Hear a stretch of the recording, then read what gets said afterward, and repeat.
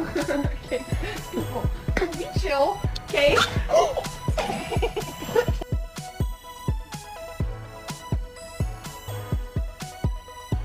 Do you have a little pity? Is she really, really pretty? Does she look you on the face and give you no personal space? Does she look you in the eye when you leave like mama? Why do you have a